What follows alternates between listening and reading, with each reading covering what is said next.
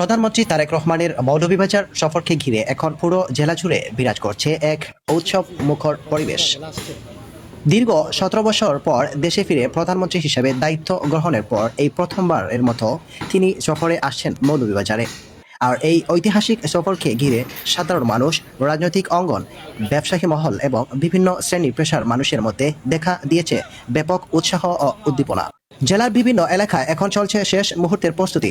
শহর থেকে শুরু করে জেলার পর্যায়ে পর্যন্ত বিভিন্ন স্থানে লাগানো হয়েছে ব্যানার, পেস্টন এবং সাজসজ্জার নানা উপকরণ। গুরুত্বপূর্ণ সড়কগুলোতেও নেওয়া হয়েছে বিশেষ প্রস্তুতি। আগত অতিথিদের স্বাগত জানাতে স্থানীয় পর্যায়ে চলছে নানা আয়োজন। সংশ্লিষ্ট সূত্রে জানা গেছে, সফরকে ঘিরে প্রশাসনের পক্ষ থেকেও গ্রহণ করা হয়েছে প্রয়োজনীয় ব্যবস্থা। নিরাপত্তা নিশ্চিত করতে আইন শৃঙ্খলা রক্ষাকারী বাহিনীর সদস্যরা কাজ করছেন সমন্বয়ের মাধ্যমে। সার্বিক পরিস্থিতি স্বাভাবিক রাখতে সংশ্লিষ্ট সংস্থাগুলোকেও প্রয়োজনীয় নির্দেশনাও দেওয়া হয়েছে বলে জানা গেছে। প্রধানমন্ত্রী তারেক রহমানের এই সফরকে ঘিরে মানুষের মধ্যে সৃষ্টি হয়েছে নতুন আশার সঞ্চার। জেলার অনেক বাসিন্দা মনে করছেন, এই সফরের মাধ্যমে মৌলভীবাজারের দীর্ঘদিনের বিভিন্ন সমস্যা এবং সম্ভাবনার বিষয়ে গুরুত্বপূর্ণ সিদ্ধান্ত আসতে পারে। বিশেষ করে শিক্ষা, স্বাস্থ্যসেবা, যোগাযোগ ব্যবস্থা এবং অবকাঠামোগত উন্নয়নের বিষয়ে নতুন দিক নির্দেশনা পাওয়া যেতে পারে বলে আশা প্রকাশ করছেন তারা। আমরা সব আনন্দিত যে আমাদের মাঝে প্রধানমন্ত্রী মৌলভীবাজার সরকারি উচ্চ বিদ্যালয় মাঠে আসবেন। আমাদের কিছু দাবি দেওয়া আছে, আমাদের এমপি মহোদয় সেটা উপস্থাপন করেছেন।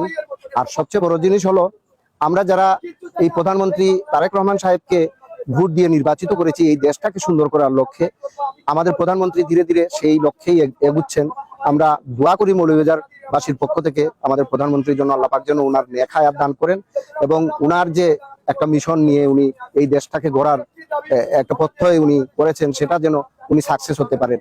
এবং আমাদের এমপি মহোদয়ের জন্য আমরা দোয়া করি আল্লাহ পাক যেন এই মরহুম সাইফুর রহমান সাহেবের উত্তরসূরি জনাব নাসির রহমান সাহেব, সাইফুর রহমান সাহেবের যে অপূর্ণ কাজগুলো রয়ে গেছে সেই কাজগুলো মৌলভীবাজারবাসীকে উপহার দিতে পারেন সেই আশাবাদ ব্যক্ত করি। এবং আমরা খুবই আনন্দিত আমাদের মধ্যে প্রধানমন্ত্রী আসতেছেন।